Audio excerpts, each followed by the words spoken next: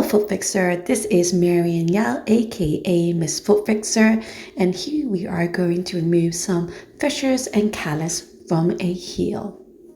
This is caused by a genetical condition that causes the thickening of the skin, usually caused by a mutation such as the AAGAB gene that leads to keratocytes proliferation, resulting in thickened skin. And there are many types of PPK, and for him, he's got some focal, which is kind of high kind of pressure areas. He's got some diffuse PPK too. So where do you think the PPK is, and why do you think it's discolored?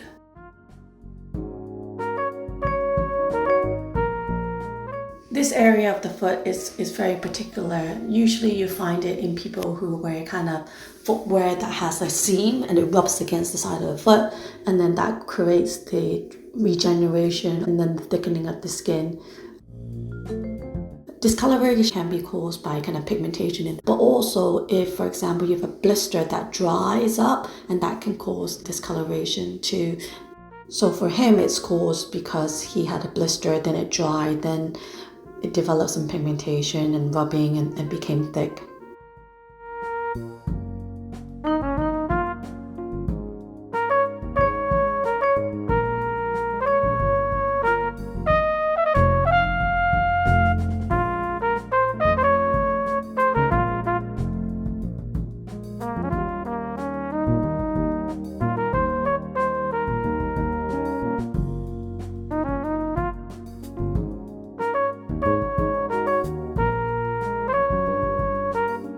With PPK, there are like 3 subcategories. There's diffuse keratoderma, which affects most of the palms and the sole, focal keratoderma that mainly affects pressure areas, and punctate keratoderma. So in my career, I've seen all of these type of keratodermas.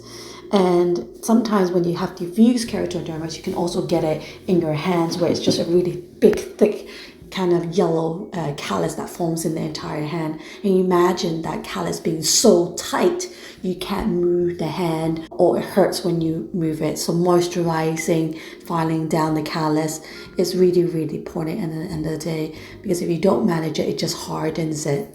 What causes it? People don't really know. There's obviously, you can inherit it and it runs in the family and it's passed down from one parent to another. And then sometimes you can acquire keratoderma caused by kind of changes in terms of the environment or a person's health. Sometimes medication can cause it, that can lead to changes in the skin.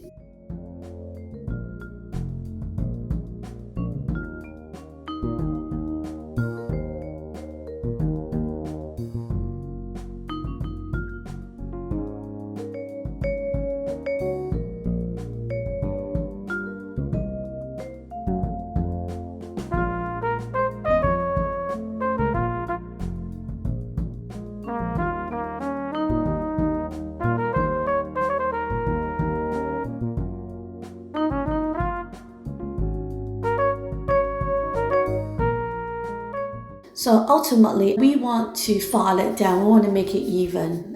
It's important to make everything even, so you don't have uneven kind of growth of skin, because that would be very, very uncomfortable for the patient. So I'm just using a drill, speed dry, just to remove the callus.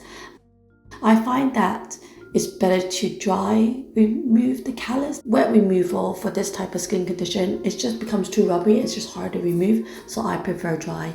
Hope you guys enjoy.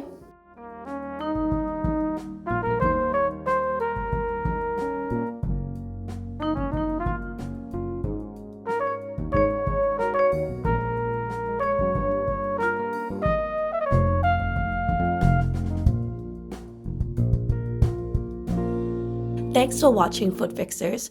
Remember to like, subscribe, and ring the notification bell to stay in the loop. Check me out on all the other platforms too, at Miss Foot Fixer. I'll see you soon.